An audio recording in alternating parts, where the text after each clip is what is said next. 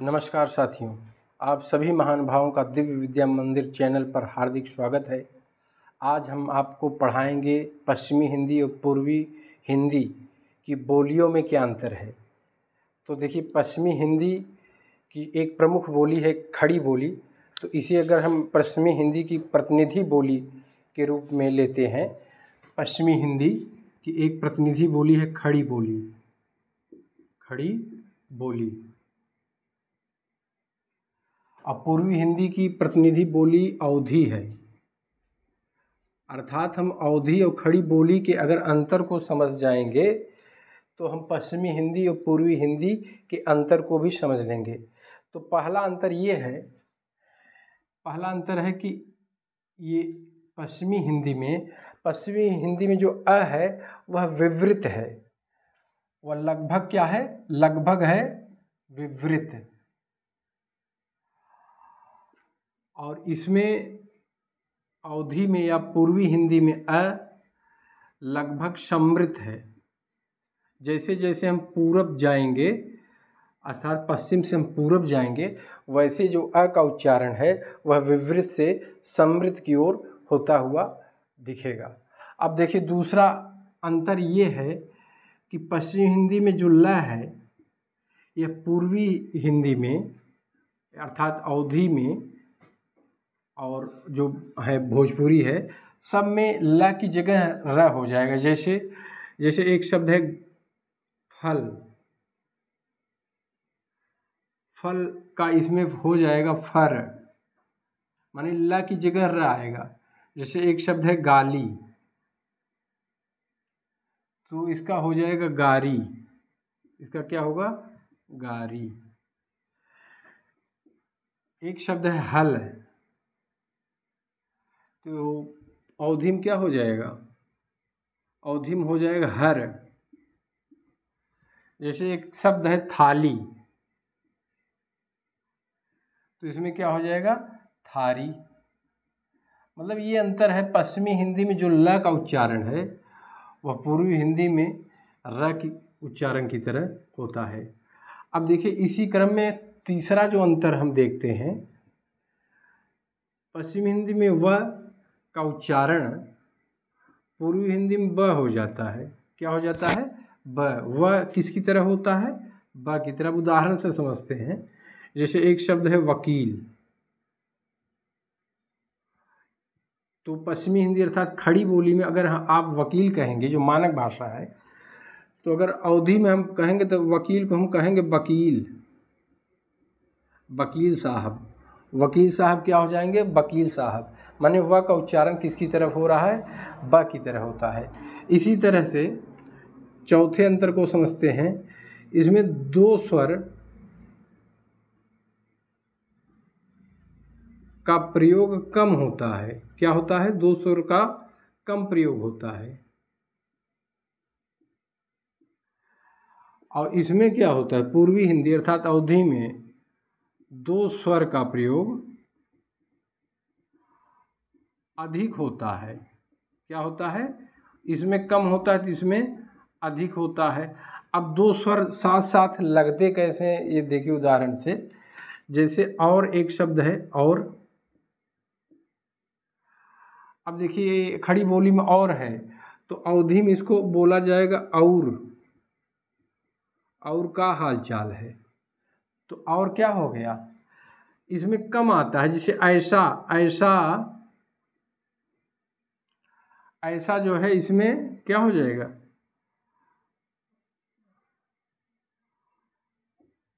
ऐसा हो जाएगा।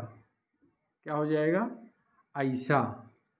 इसमें दो है तो इसमें क्या हो जाए? दुई हो जाएगा। दुई। यहाँ देखिए उ और ई साथ में आ गया, यहाँ अ ई साथ में आ गया, यहाँ अ उ साथ में आ गया। मतलब दो स्वर अ उ, अ ई, उ ई, ये देख रहे हैं, इस साथ में दो स्वर का प्रयोग अधिक होता है, इसमें दो स्वर का प्रयोग कम होता है। एक बहुत मेन अंतर ये है। इसी तरह से इसमें एक द्वित्व शब्दों की प्रधानता है। द्वित्व शब्दों की क्या है? अधिकता है। और इसमें द्वित्व शब्द नहीं है। ठीक, एक अंतर ये है,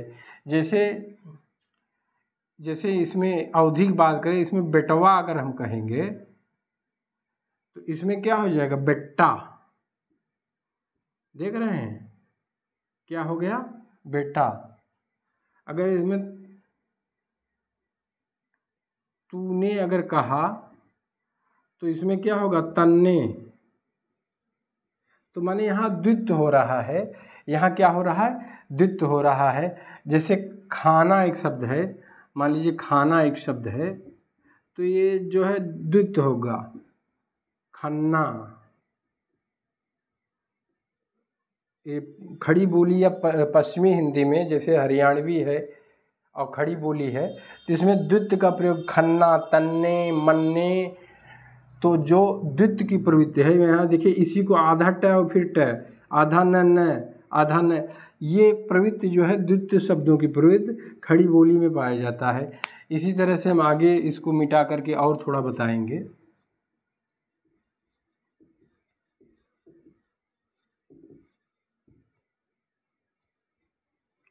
ये पश्चिमी और पूर्वी बोलियों में अंतर जो है, इसको हम समझा रहे हैं। इसको आप लोग ध्यान से समझेंगे तो बहुत ही काफ़ी कुछ पश्चिम से पूर्व वाली भाषाओं में क्या अंतर है, इसको आप समझ लेंगे। एक अंतर ये है कि इसमें जो द्विगुण व्यंजन है वो नहीं होता, या अब होने लगा है, बहुत कम होता है। जैसे एक ये है, और इसमें जो है होता है, इसमें क्या है,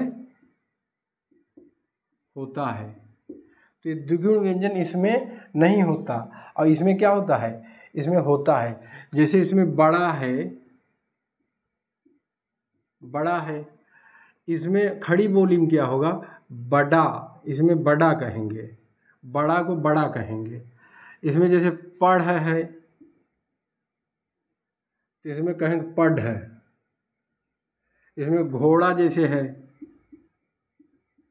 इसमें घोड़ा, घोड़ा। तो ये माने जो द्विगुण व्यंजन है, यह इसमें ड ढ की तरह उच्चारण होगा, ये ड़ की तरह उच्चारण हो रहा है अवधि में। तो एक अंतर ये भी है। इसी क्रम में इसमें एक अंतर ये भी समझिए, जैसे आय है तो इसमें आई हो जाएगा, इसमें क्या हो जाएगा, आई। आय का उच्चारण किसकी तरह होगा, आय का उच्चारण आई की तरह होगा। जैसे उदाहरण से समझिए, पैसा शब्द है तो इसमें जो है पैसा को पैसा कहा जाएगा। अच्छा, औ को औ की तरह उच्चारण, अ उ, अवधि में क्या होगा, जैसे औरत एक शब्द है तो इसमें औ का उच्चारण होगा अ उ रत। अब देखो अ उ आ गया ना, आई पैसा, इसमें प को तोड़ेंगे तो आधा प धन अ, धन ई, धन श, धन आ, ये हो गया। माने आई आया, ये जो शब्द है आई, आई यहाँ आपको मिलेगा। तो ये एक अंतर है खड़ी बोली और अवधि, अर्थात पश्चिमी हिंदी और पूर्वी हिंदी की जो प्रतिनिधि बोली है, खड़ी बोली और अवधि के अंतर को अगर हम समझ जाएंगे तो पश्चिमी हिंदी और पूर्वी हिंदी के अंतर को भी हम समझ लेंगे। अच्छा, एक बहुत महत्वपूर्ण प्रश्न ये है कि इसमें कर्ता के साथ ने का प्रयोग होता है। इसमें जो है ने का प्रयोग क्या है, नहीं होता, इसमें होता है। जैसे एक उदाहरण से समझते हैं, जैसे है उसने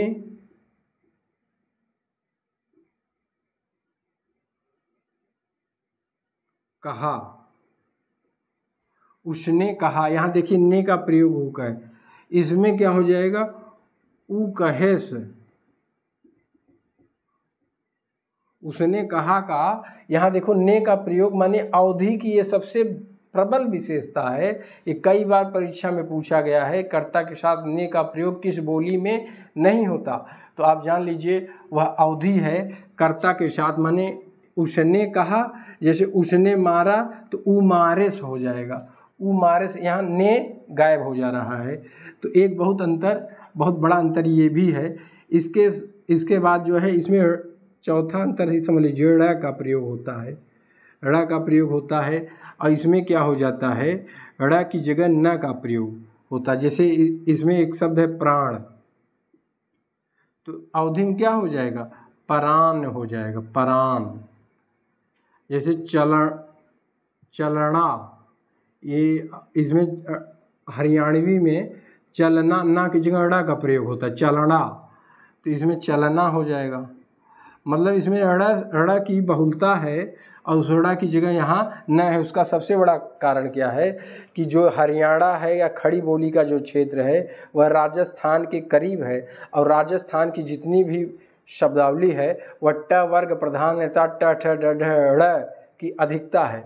और जैसे जैसे आप पूरब में जाएंगे वहाँ जो है आपको ल की जगह र मिलेगा, ड़ की जगह न मिलेगा, व की जगह ब मिलेगा। तो ऐसे जो है तमाम अंतर बनते जाते हैं। और इसमें एक अंतर ये भी समझ लीजिए, संज्ञा का एक रूप होता है, संज्ञा का एक रूप होता है। इसमें क्या होता है, संज्ञा के 3 रूप चलते हैं। कितने रूप चलते हैं, 3 रूप। अब जान लीजिए, जैसे एक शब्द है घोड़,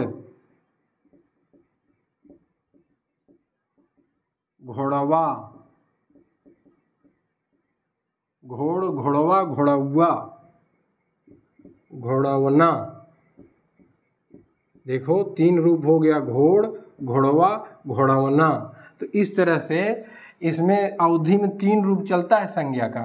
इसमें घोड़ा या घोड़ा जो भी लिख लो, घोड़ा कह लो या घोड़ा, तो देखिए यहाँ एक संज्ञा का एक रूप चलता है, लेकिन अवधि में घोड़, घोड़वा और घोड़वना। इस तरह से साथियों ये पश्चिमी हिंदी और पूर्वी हिंदी के कुछ भेदों को हम आपके सामने प्रस्तुत किए हैं और हम समझते हैं इसको आप बेहतर ढंग से समझ लिए हैं। इसी तरह से हम 2-3 प्रश्न और बने हैं। वह प्रश्न है भोजपुरी से। भोजपुरी में 2-3 विशेषताएं ऐसी हैं भोजपुरी भाषा की जिसे आप जानिए। जैसे एक है अंग का स्वतंत्र प्रयोग।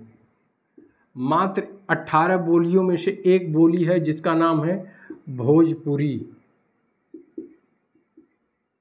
भोजपुरी में अंग का स्वतंत्र प्रयोग होता है। स्वतंत्र प्रयोग, अब आप सोच रहे हैं कि अंग का स्वतंत्र प्रयोग होता क्या है, तो आप इसको समझिए। जैसे एक शब्द है टांग,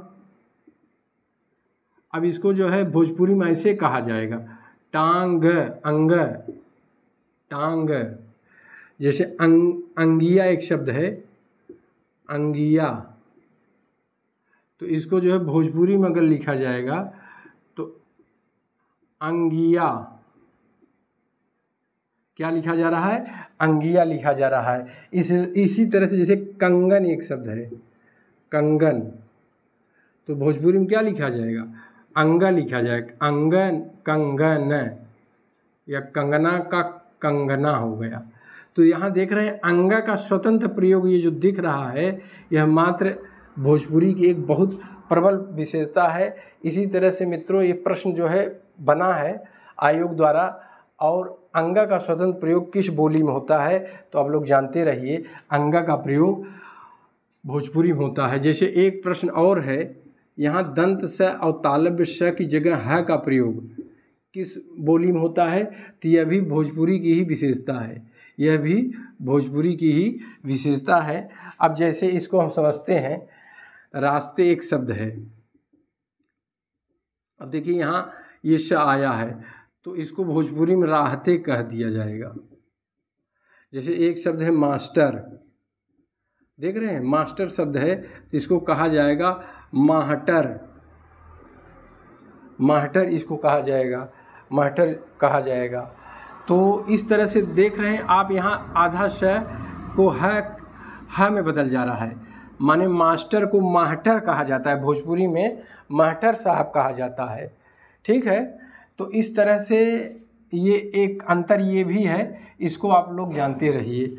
और एक अंतर ये है, एक अंदर तीसरा अंतर जान लीजिए, जैसे न है, ये समझ लीजिए ये है, आधा न के बाद द है, तो इसको आधा न के बाद न कर दिया जाता है। ये डिग्री कॉलेज की परीक्षा में आयोग द्वारा पूछा गया था, बहुत ही महत्वपूर्ण प्रश्न है कि आधा न के बाद द आता है तो उसका आधा न के बाद पूरा न किस बोली में होता है, तो आप जान लीजिए भोजपुरी में होता है। और यह प्रश्न डिग्री कॉलेज की परीक्षा में पूछा गया, बड़ा महत्वपूर्ण और दमदार प्रश्न है मित्रों। जैसे अब इसको समझते हैं, जैसे एक शब्द है सुंदर। अब देखिए यहाँ न के बाद द आया है, न के बाद क्या आया है, तो इसका भोजपुरी में क्या हो जाएगा, सुन्नर। माने भोजपुरी में सुंदर को सुन्नर कहा जाता है।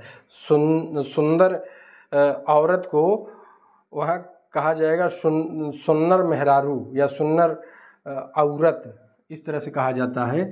तो सुंदर, यहाँ देखिए आधा न के बाद पूरा न आ गया, ये भोजपुरी की एक विशेषता है। इसी तरह से जैसे आधा न के बाद अगर ध आ रहा है तो इसका भी जो है आधा न के बाद ह हो जा रहा है, ये भी जानिए। जैसे अंधकार एक शब्द है, अंधकार। अब देखिए यहाँ आधा न के बाद ध आया है, तो इसको अगर भोजपुरी में लिखेंगे तो अनहार। जैसे अंधकार हो गया तो भोजपुरी में कहेंगे कि अनहार हो गया या अनहियार हो गया, तो ह आएगा, माने आधा ध की जगह ह का प्रयोग होता है। मित्रों एक प्रश्न ये भी आप लोग जान लीजिए, हिंदी की जो 18 बोलियां हैं, अगर मान लीजिए प्रश्न बन गया हिंदी की जो 18 बोलियां हैं उसमें सबसे अधिक बोली जाने वाली बोली कौन सी है, तो उसका नाम है भोजपुरी। माने सबसे अधिक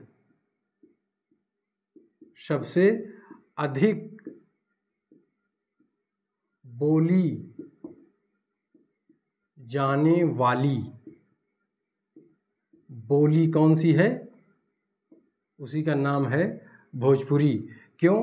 क्योंकि ये कई भारत के अलावा, माने भारत में अगर हम बात करेंगे तो पूर्वी उत्तर प्रदेश, मतलब समझ लीजिए आधा जौनपुर बिहार से लेते हुए चंदौली, आजमगढ़, गाजीपुर, बलिया ये सब लेते हुए, और पश्चिमी बिहार जैसे आरा, छपरा, ये सब जो जिला है ये सब किसके अंतर्गत आएगा, भोजपुरी के अंतर्गत आएगा। इसलिए भोजपुरी बोलने वालों की संख्या बहुत अधिक है अगर बोलियों की बात करें। और इसके अलावा यह विदेशों में भी बोली जाती है। जब अंग्रेज आए थे तो बिहार के कुछ मजदूरों को, जिसे गिरमिटिया कहा जाता था, तो गिरमिटिया, पहला गिरमिटिया गिरिराज किशोर का एक बहुत प्रसिद्ध उपन्यास है पहला गिरमिटिया, तो वो जो है बिहार के मजदूरों को जो है जहाज से सूरीनाम, मॉरिशस ऐसे तमाम देशों में भेज दिए गन्ना की खेती कराने के लिए।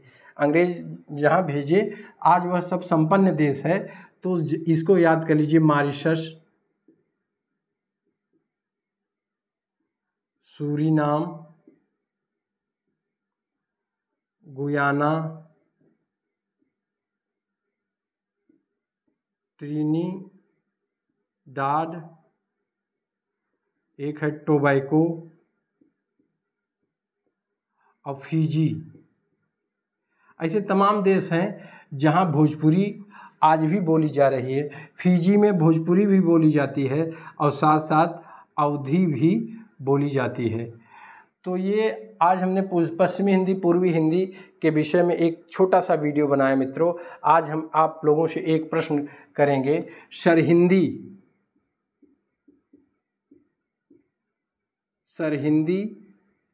नाम, ये सरहिंदी नाम किस बोली का है, आपको बताना है। आज का प्रश्न है, आप लोग इसे कमेंट में ज़रूर बताइएगा, सरहिंदी नाम किस बोली का नाम है।